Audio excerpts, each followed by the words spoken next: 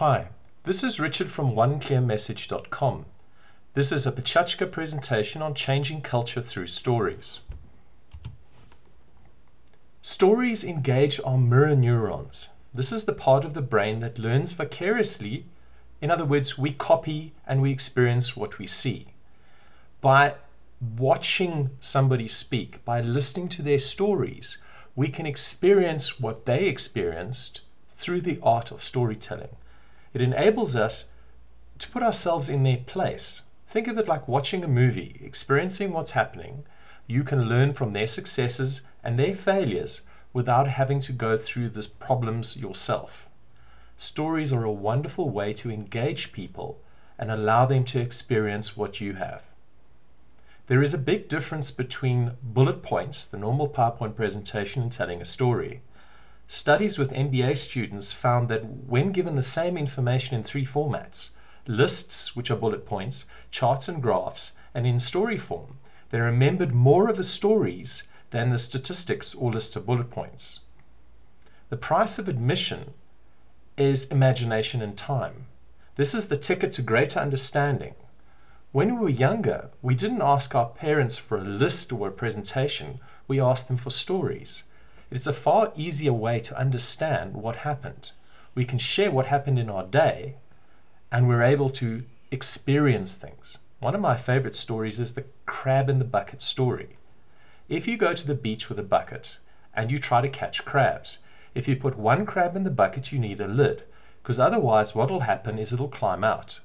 If, however, you have more than 3 crabs in a bucket, what ends up happening is if one tries to climb out, the other ones will put it back in. The question here is, in your organization, do you have a whole lot of crabs in a bucket, or do you have people who support you? Support and being able to help each other is a fantastic way to grow and develop. A lack of support, on the other hand, can literally kill you. Dr. Mayer, in his study of the Korean veterans, discovered this. He studied the soldiers who were captured in the Korean War. And what happened was there were certain soldiers who literally died from isolation and the lack of support. What they found is negativity actually kills. The soldiers weren't treated particularly badly by the captors, but there were 4 specific things that the captors did which broke down the spirit of the soldiers and robbed them of their willingness to live. The first thing they did was they encouraged the soldiers to inform on each other. If somebody did wrong, another soldier would inform on them and get rewarded, but the soldier who had done something wrong wasn't actually punished. So there didn't seem to be a downside for informing, but there was an upside in getting a reward. But it broke loyalties because nobody could trust anybody. The next thing they did which broke loyalties was making everybody the same. There were no captains and soldiers and sergeants and different ranks. Everybody was the same. In fact, they discovered through this process that one of the captains who asked a non-commissioned officer not to drink brackish water because he might get sick, the soldier said, "But we are all the same." The other thing they encouraged was a bad form of counseling, self-criticism. Soldiers would share with other people in their group the things that they'd done wrong in their lives, as well as where they had an opportunity to do something right but didn't. This ruined their impression of themselves and of each other. They also encouraged the withholding of support. If there were letters from home which were Dear John letters, bills, or news of the death of somebody that they cared about, they were given to the soldiers almost immediately, whereas love letters or letters of support were withheld. They were probably given free offers and sweepstake letters because those are just depressing. The combination of these things ground the men down until they felt isolated, broken, with no ties. There was nobody they could rely on or trust. There was no support. What's it like in your office? Do you have people who support you, or do you habitually inform on each other, break loyalties?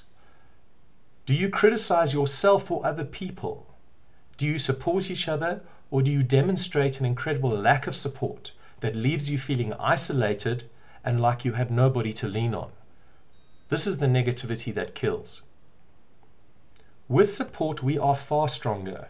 We can share our failures and successes through the stories we tell each other. The story of Edison and his development of the light bulb, the number of failures he had, and the success that he eventually had, which gave us the incandescent light bulb, is a wonderful story which talks about persistence. Through the spoken word, we can see others' experiences and imagine what it's like to live through it. Using imagination enlivens our senses, enables us to perceive things in a different manner.